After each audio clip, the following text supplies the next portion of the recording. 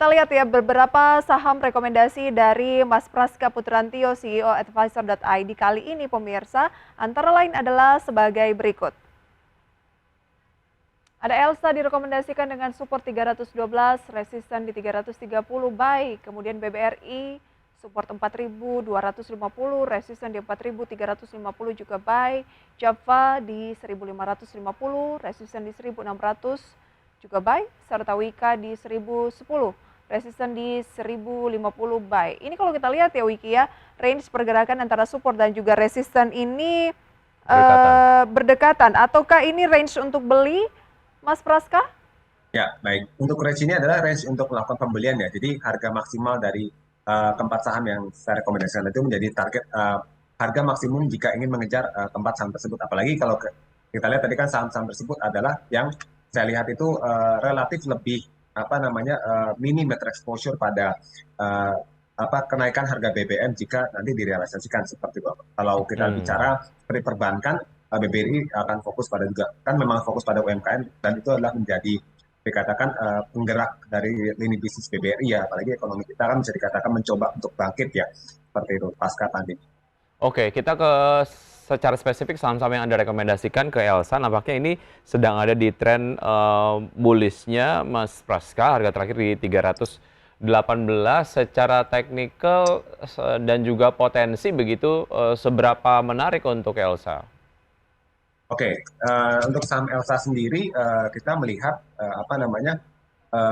kinerja keuangan dulu ya. Jadi dengan kenaikan harga minyak mentah ya, tidak hanya Elsa sebenarnya ada Medco, Ruko Raharja ya kan, tambah lagi juga dengan Akra sebagai distributor BBM ya. Ini sama-sama mencatatkan kinerja yang signifikan di tahun 2021 2022 ya. Jadi di bulan di kuartal 1 dan 2 ini mencatatkan kenaikan yang cukup drastis seperti itu.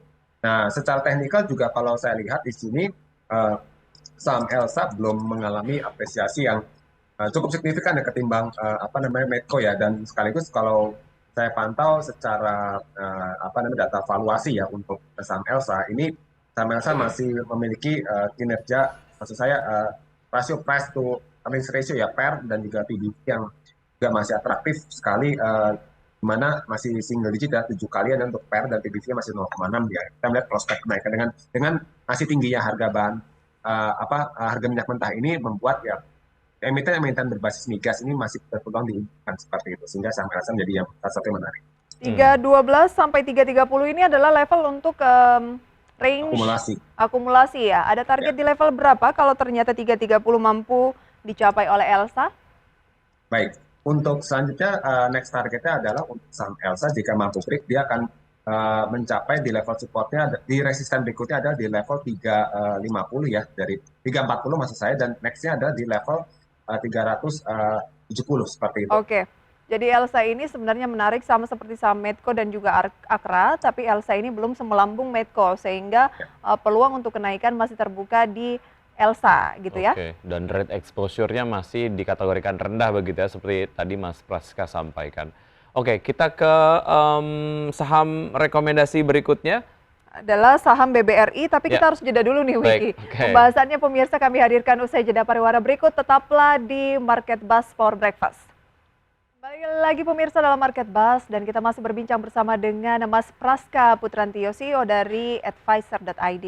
Ya, tadi sempat dibahas mengenai Akra, walaupun memang tidak masuk ke dalam rekomendasi saham yang tadi Anda sampaikan, Mas Praska, tapi kemudian secara sektor ini masih dikategorikan cukup menarik begitu ya dibanding tirnya yang lain begitu. Nah, secara pergerakan harga, apakah Akra cukup menarik jika dibandingkan dengan Medco yang memang pergerakannya sudah cukup jauh? Untuk Akra sendiri sebenarnya kalau kita lihat pergerakan harga sahamnya sudah hampir sama seperti Medco ya, sudah cenderung mengalami apresiasi cukup signifikan.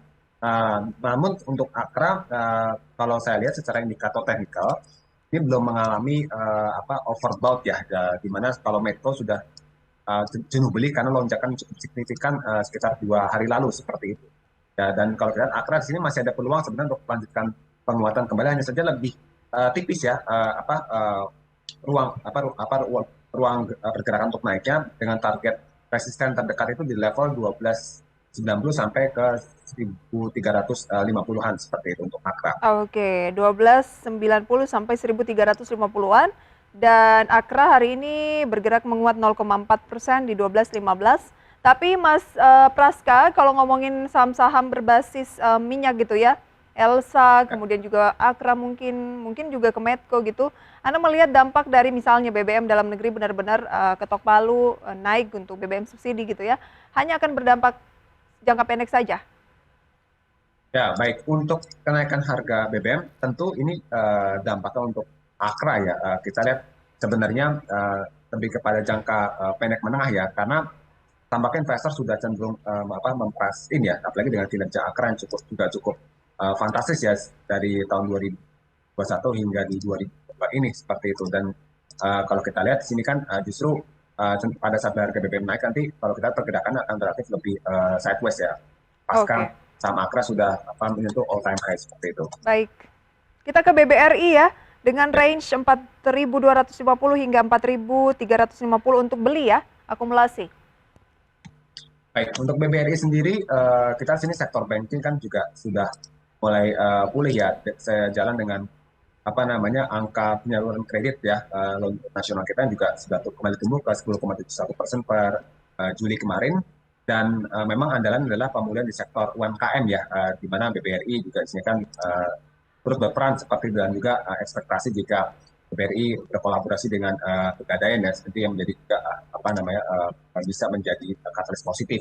Namun untuk saham BBRI ini di tengah tren penurunan, saya lihat ada peluang ya, sehingga investor bisa kembali mengakumulasi tadi ya dengan level di 4.200 sampai di 4.350 ya, range-nya untuk next target, apalagi kita bicara BBRI ada gap atas level 4.800.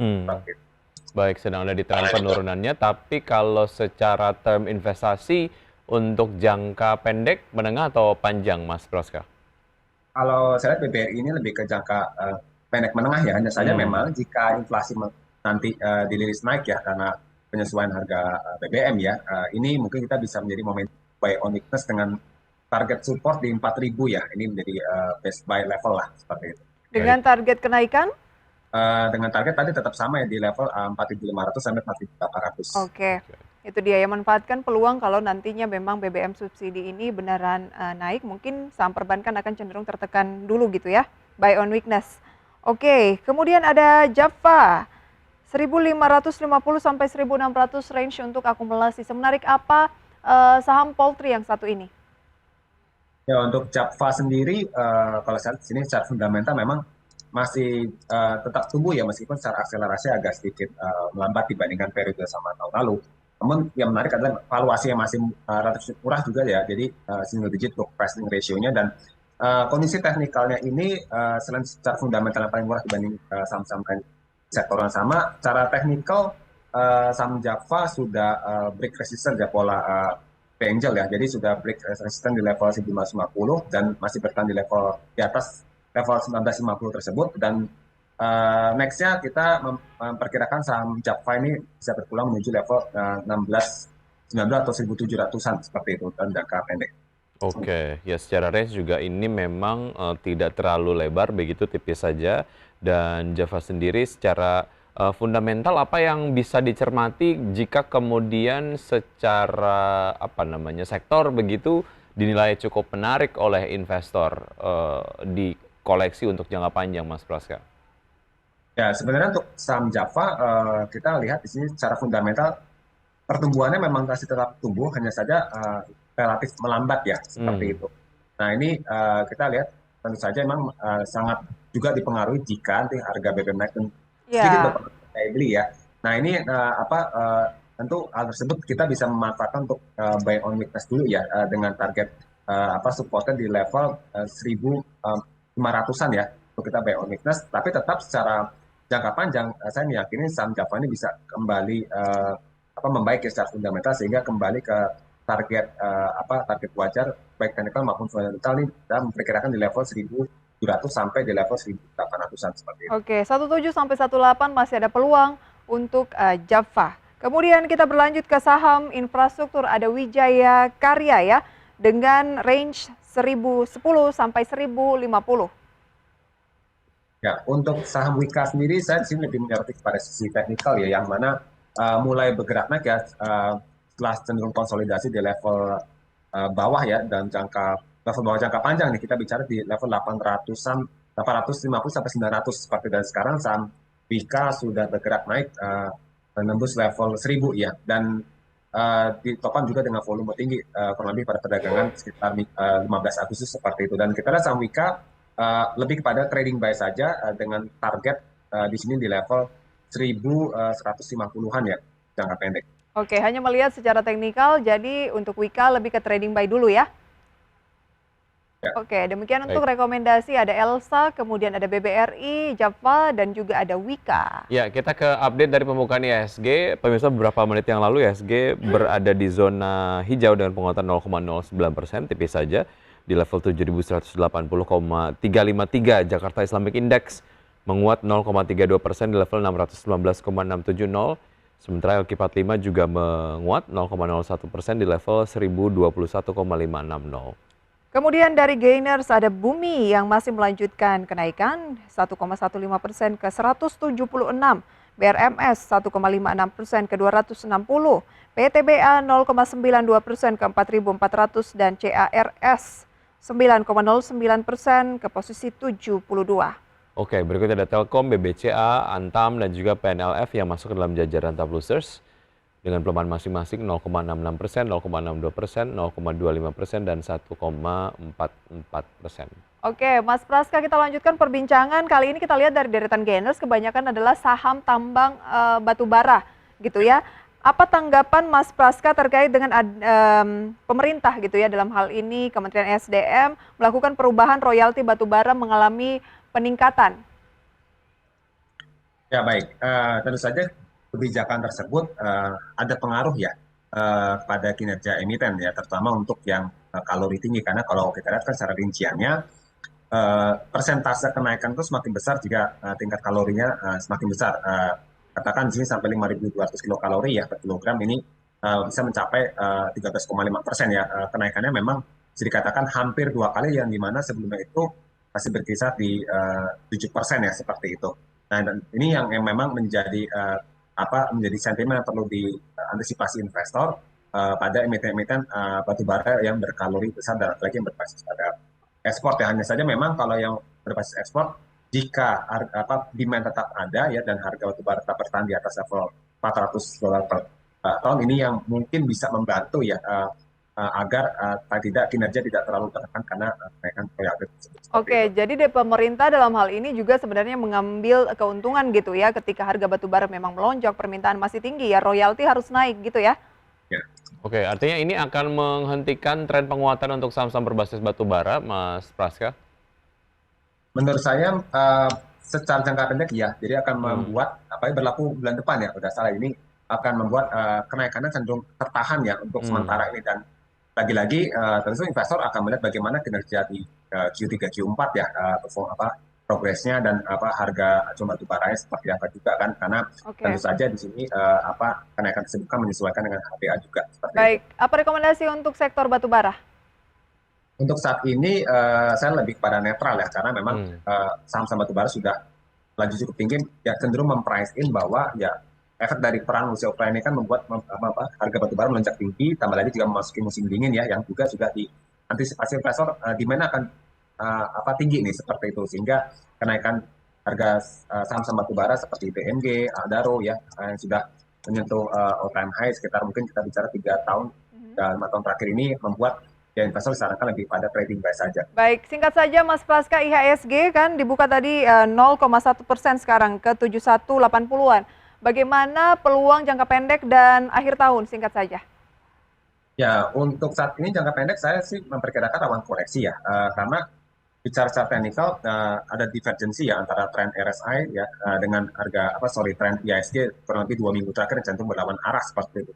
Dan secara kata juga nampaknya investor masih menunggu sikap The Fed ya, apakah akan naikkan 50 basis point atau 75 basis point ya untuk The Fed rate ya di bulan depan ya. Ini juga menjadi sentimen yang masih diwaspadai oleh investor, dan secara hingga akhir tahun ya memang kita masih memperkirakan level IHSG ini berkisar di 72 sampai di 74 ya, kemarin itu menjadi level wajar secara fundamental. Oke. Ya, itu tadi dia proyeksi dan juga saham-saham yang memang direkomendasikan oleh Mas Praska. Mas Praska, terima kasih sudah bergabung bersama Ya, kami. Sampai jumpa, sukses untuk Anda. Selamat pagi kasih. Mas Praska. Memang masih Pagi, terima banyak kasih. Ya, ketidakpastian Wiki ya, mulai dari pertemuan The Fed Jackson Hole yang akan diumumkan mungkin nanti ataupun pekan ini, kemudian juga ada BBM subsidi naiknya pun berapa gitu ya. hmm, Kemudian juga terkait dengan komoditas apakah masih melanjutkan kenaikan atau tidak, suku bunga dan masih banyak hal. betul sekali. Dan bicara mengenai indikator yang nampaknya cukup kuat terkait dengan peningkatan inflasi di Indonesia, ya suku bunga Bank Indonesia juga kemudian naik dan ada wacana untuk menaikkan dari harga BBM sendiri begitu ya. Dan ini nampaknya memang perlu diantisipasi lah. Betul, tapi kemanapun arah indeks naik ataupun turun tetap ada saham yang pastinya menguat ataupun juga Betul melemah. sekali. Jadi harus pandai-pandai memilih pemirsa. Oke, dan bicara mengenai pandai-pandai memilih, kita kayaknya nggak bisa memilih udara yang akan kita hirup nih, Prisa dan juga pemirsa. Jadi harus apa ya, melakukan banyak hal untuk kemudian memperbaiki kualitas udara yang ada di sekitar kita. Nah, ini berkaitan dengan topik yang akan kita bahas di Create Up saja berikut ini. Tetap bersama kami akan segera kembali.